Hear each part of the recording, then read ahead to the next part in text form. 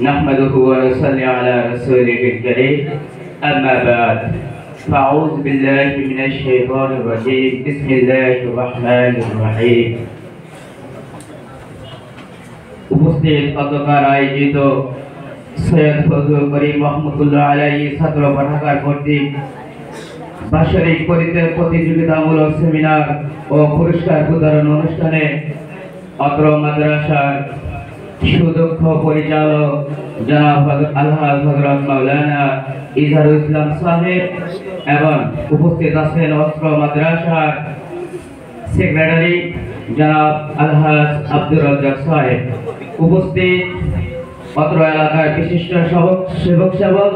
সেবক জনাব আলহাজ সুলতান খান সাহেব, উপস্থিত অত্র মাদ্রাসার নায়েবে মুহতামিম সাহেব, উপস্থিত অন্যান্য আসাতিজা کرام এবং আমার সামনে উপবিষ্ট একজন এলএম পিপাসু ছাত্র ভাইরা, সবাইকে জানাই আজকের এই মুক্তিময় অনুষ্ঠানের পক্ষ থেকে আন্তরিকবাদ শুভেচ্ছা।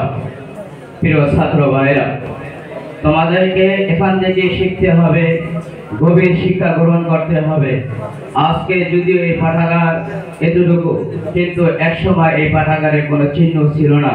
কিন্তু যখন পাঠাগারের সৃষ্টি হলো, পাঠাগার প্রতিষ্ঠাতা হলো, সেখান থেকে আজকে দেখা যায় হয়তো শুরুতে এরকম কি ছিল না, মজমা ছিল না, থাকলেও শুধু কেরাত ছিল বা গজল ছিল।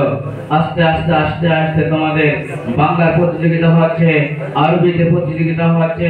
ভবিষ্যতে আশা করব তোমরা এই প্রতি আরো উদ্বুদ্ধ নিয়ে, যেহেতু আমাদেরকে আল্লাহ রাসূল সাল্লাল্লাহু আলাইহি সাল্লামের ওয়ারাসাতুল আম্বিয়া বানিয়েছেন, আমাদেরকে শুধু বাংলাদেশের মধ্যে নয়, সর্ব পৃথিবী কি করতে হবে, এলেম প্রকাশ করতে হবে। আর এই এলেম অনুযায়ী মানুষদেরকে দ্বীনের দাওয়াত দিতে হবে।